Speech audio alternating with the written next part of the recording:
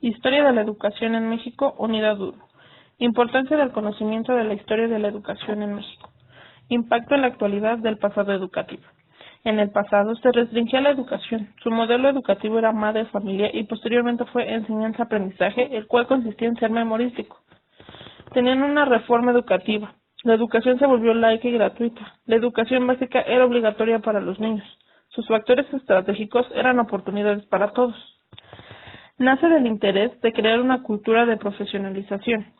En la actualidad hay mayor información, innovaciones educativas, esquemas cognitivos, cambios de los libros de texto, evaluación educativa, estrategias didácticas y los docentes son beneficiados con las TIC para la mejora del método de enseñanza.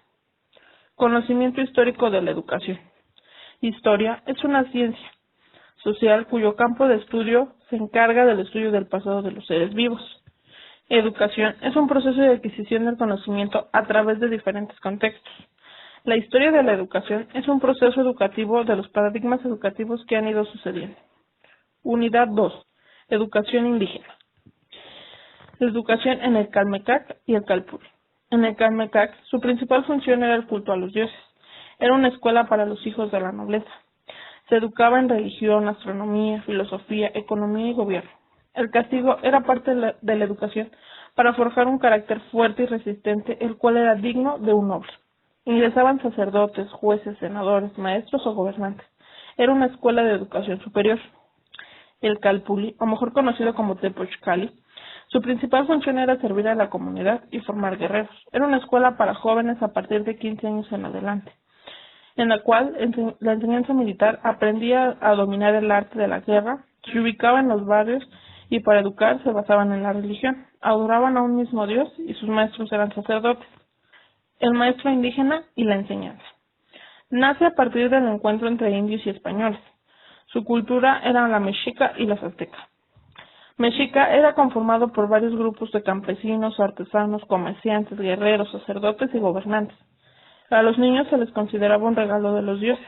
Los aztecas considerados regeneradores del tiempo cíclico y los niños educados a través de palabras, consejos, ejemplos, hasta severos y crueles castigos. La retórica como vías de sabiduría tradicional. En la época indígena se le conocía como la disciplina teórico-práctica. Era un acto de reflexión y se transmitía por medio de discursos o diálogos adecuados para diferentes ocasiones, extensos, sentenciosos y enfáticos, hablando acerca de la moral y las costumbres sobre la destreza, las capacidades y los oficios. En la actualidad, se le conoce como la disciplina del lenguaje. Es un método de interpretación y es un proceso educativo retórico en el cual consiste sobre un discurso donde un sujeto intenta convencer al otro de aceptar ciertas opiniones como verdaderas o realizar determinadas acciones convencido de que son adecuadas, pertinentes, útiles o buenas. En ambas épocas se le conocía como el arte de persuadir. Educación en la época colonial. Comienza en el virreinato que inició con la llamada colonia en el siglo XVI. Se basaba en la evangelización, aculturalización y mestizaje, y así obtener una asimilación y adaptación. Su enfoque era en textos, pinturas, monumentos y códices. En 1523, la llegada de los franciscanos, quienes impartían la educación basada en la religión, se instruyó a los indígenas con una denominación a la educación, basada en la religión por Fray Bernardino. Los hombres aprendían y adquirían el oficio de padres sacerdotistas y sobre la milicia. La acción educativa de los misioneros españoles. Hubieron los conocidos misioneros que eran los dominicos, agustinos y franciscanos. Sus finalidades educativas eran educar a los hijos de los indígenas, enseñanza basada en la religión católica, enfocados en enseñar a leer, escribir, enseñar oraciones en latín y en la lengua de la nobleza. Utilizaban castigos similares a los del Calmecac. Se educaba con una fuerte disciplina, no se permitía dormir sin antes rezar. La Compañía de Jesús llegó a Nueva España en 1572 por San Ignacio de Layda. En 1574 se crean dos colegios, el de estudios menores, donde aprendían ortografía, literatura, matemáticas, y el Colegio de Estudios Mayores, donde se enseñaba la teología, astronomía, biología, geografía y topografía. Su misión era evangelizar. La Compañía de Jesús se dio en un periodo de crisis dentro de la Iglesia Católica, la cual se encontraba en pugna con las nuevas congregaciones protestantes. El Papa Pío VIII en 1819 brindó su apoyo. La educación femenina. Tomás Moro abogó por una educación a la mujer, así como Carlos VIII. Decía que la mujer ayudaba no solo en casa, también podía tener oficio. En esa época, los conventos y monasterios eran un lugar donde solo las viudas y doncellas aprendían a leer y escribir.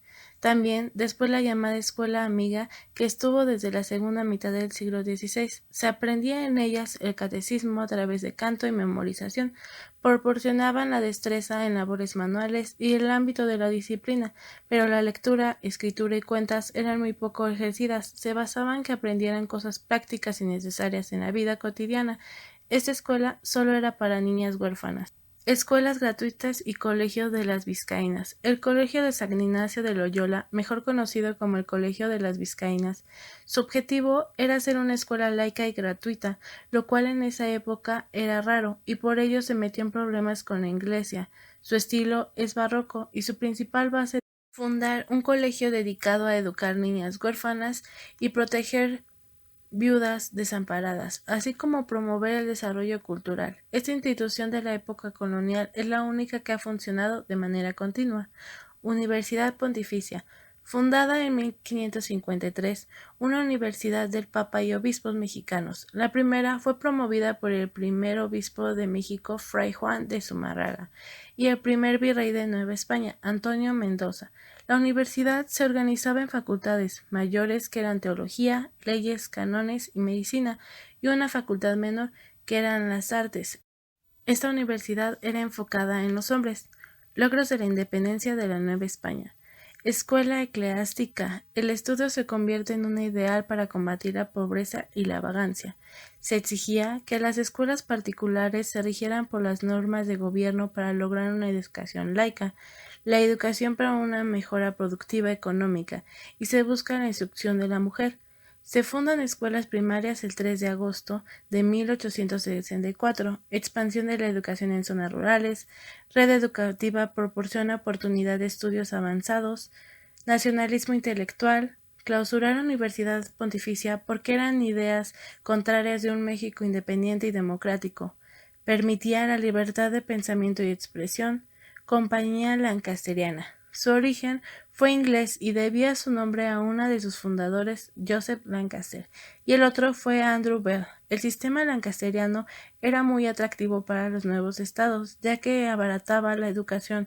Un solo profesor podía darle clases a grupos de 300 a 1000 alumnos.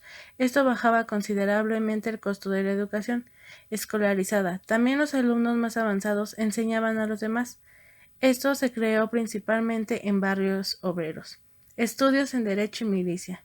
En la Nueva España, como en el resto, se impulsó la obligación general de los súbditos de prestar servicio de armas. Se les proclamaba la obligación de prestar el servicio cuando fuera necesario. Los indígenas estaban exentos del servicio, motivado quizás por la desconfianza que se tuvo de la lealtad de los indios para con los españoles. Después, con la necesidad de proteger, aceptaron indios y mestizos. Las reformas educativas de Maximiliano de Habsburgo. Maximiliano de Habsburgo fue el segundo emperador de México, apoyado por el Partido Conservador. Durante su gobierno, Maximiliano modificó algunas formas de trabajar con los niños, como la primaria era obligatoria de los 5 a los 10 años, se empezaba a dejar tareas, se realizaban exámenes cada mes y cada año un examen escrito, se mejora la relación entre los padres y los profesores y prohibió los castigos corporales.